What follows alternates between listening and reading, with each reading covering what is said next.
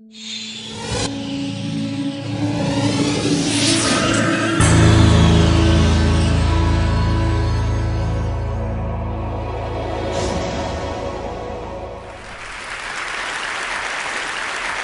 fact, most of us do everything we can to avoid thinking about being wrong, or at least to avoid thinking about the possibility that we ourselves are wrong.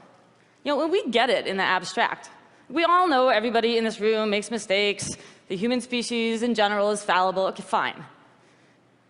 But when it comes down to me right now, to all the beliefs I hold here in the present tense, suddenly all of this abstract appreciation of fallibility goes out the window. And I can't actually think of anything I'm wrong about. And the thing is, the present tense is where we live. We go to meetings in the present tense. We go on family vacations in the present tense. We go to the polls and vote in the present tense. So effectively, we all wind up kind of traveling through life sort of trapped in this little bubble of feeling very right about everything. I think this is a problem. I think it's a problem for each of us as individuals in our personal and professional lives. And I think it's a problem for all of us collectively as a culture. So what I want to do today is, first of all, talk about why we get stuck inside this feeling of being right.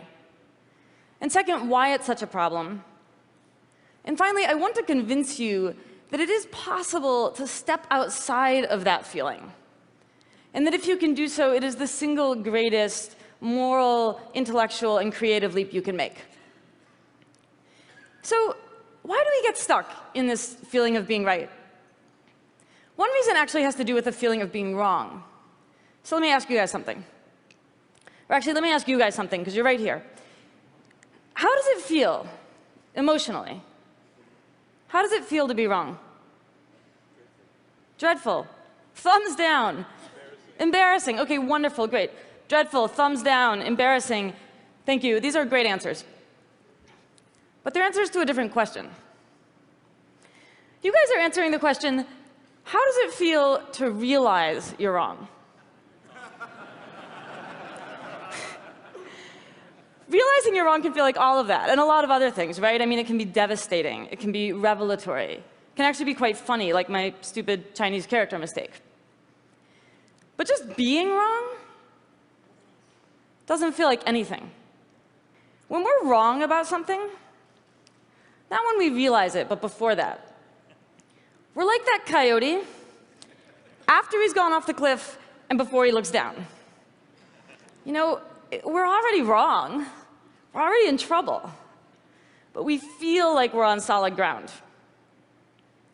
So I should actually correct something I said a moment ago. It does feel like something to be wrong. It feels like being right.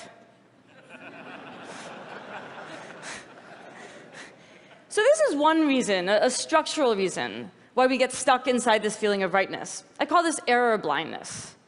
Most of the time, we don't have any kind of internal cue to let us know that we're wrong about something until it's too late.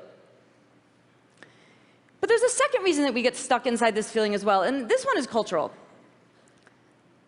Think back for a moment to elementary school. You're sitting there in class, and your teacher is handing back quiz papers. And one of them looks like this. This is not mine, by the way. So there you are in grade school, and you know exactly what to think about the kid who got this paper. That's the dumb kid, the troublemaker, the one who never does his homework.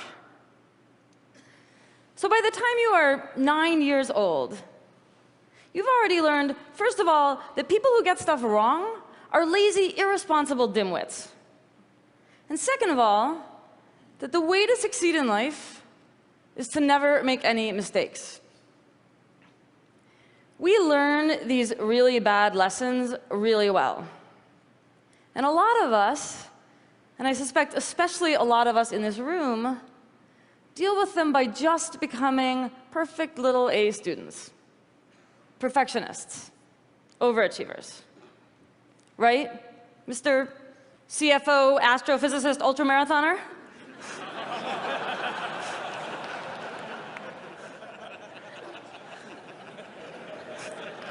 You're all CFO astrophysicist ultramarathoners, it turns out. Okay, so fine, right? Except that then we freak out at the possibility that we've gotten something wrong. Because according to this, getting something wrong means there's something wrong with us.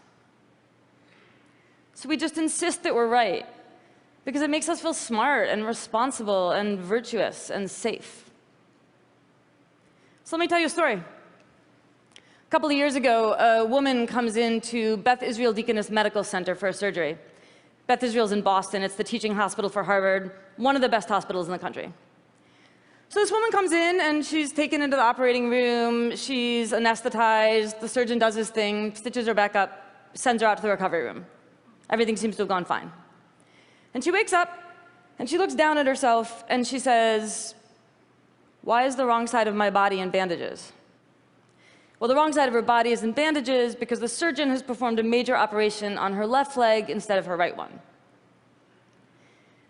When the vice president for healthcare quality at Beth Israel spoke about this incident, he said something very interesting. He said, for whatever reason, the surgeon simply felt that he was on the correct side of the patient. The point of this story is that trusting too much in the feeling of being on the correct side of anything can be very dangerous. This internal sense of rightness that we all experience so often is not a reliable guide to what is actually going on in the external world. And when we act like it is, and we stop entertaining the possibility that we could be wrong, well, you know, that's when we wind up doing things like dumping 200 million gallons of oil into the Gulf of Mexico, or torpedoing the global economy. So this is a huge practical problem. But it's also a huge social problem. Think for a moment about what it means to feel right. It means that you think that your beliefs just perfectly reflect reality. And when you feel that way, you've got a problem to solve, which is, how are you going to explain all of those people who disagree with you? It turns out most of us explain those people the same way, by resorting to a series of unfortunate assumptions. The first thing we usually do when someone disagrees with us is we just assume they're ignorant. You know, they don't have access to the same information that we do, and when we generously share that information with them, they're going to see the light and come on over to our team. When that doesn't work, when it turns out those people have all the same facts that we do and they still disagree with us, then we move on to a second assumption, which is that they're idiots. They have all the right pieces of the puzzle, and they are too moronic to put them together correctly. And when that doesn't work, when it turns out that people who disagree with us have all the same facts we do and are actually pretty smart, then we move on to a third assumption. They know the truth, and they are deliberately distorting it for their own malevolent purposes. So this is a catastrophe. This attachment to our own rightness keeps us from preventing mistakes when we absolutely need to, and causes us to treat each other terribly. 1,200 years before Descartes said his famous thing about "I think, therefore I am," this guy, St. Augustine, sat down and wrote, "Fallor ergo sum." I err, therefore I am. Augustine understood that our capacity to screw up, it's not some kind of, embarrassing defect in the human system, something we can eradicate or overcome. It's totally fundamental to who we are. Because unlike God, we don't really know what's going on out there. And unlike all of the other animals, we are obsessed with trying to figure it out. To me, this obsession is the source and root of all of our productivity and creativity. When it comes to our stories, we love being wrong. But our stories are like this because our lives are like this. We think this one thing is going to happen, and something else happens instead. George Bush thought he was going to invade Iraq, find a bunch of weapons of mass destruction, liberate the people, and bring democracy to the Middle East. And something else happened instead. And Hosni Mubarak thought he was going to be the dictator of Egypt for the rest of his life until he got too old or too sick and could pass the reins of power on to his son. And something else happened instead. And maybe you thought you were going to grow up and marry your high school sweetheart and move back to your hometown and raise a bunch of kids together. And something else happened instead. And I have to tell you that I thought I was writing an incredibly nerdy book about a subject everybody hates for an audience that would never materialize. And something else happened instead. I mean, this is life. You know, for good and for ill, we generate these incredible stories about the world around us. And then the world turns around and astonishes us. I mean, no offense, but this entire conference is an unbelievable monument to our capacity to get stuff wrong. We just spent an entire week talking about innovations and advancements and improvements, but you know why we need all of those innovations and advancements and improvements? Because half the stuff that seemed most mind-boggling and world-altering at, TED 1998,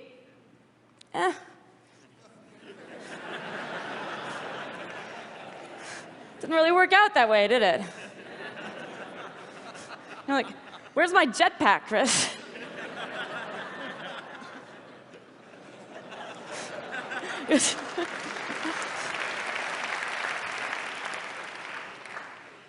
So here we are again. And that's how it goes. We come up with another idea. We tell another story. We hold another conference. The theme of this one, as you guys have now heard 7 million times, is the rediscovery of wonder.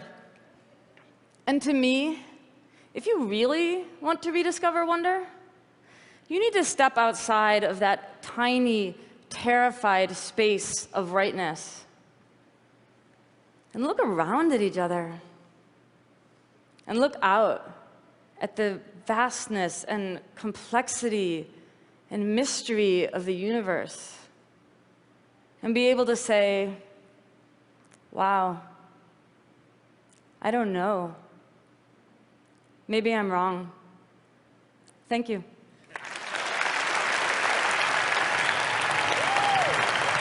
Thank you, guys.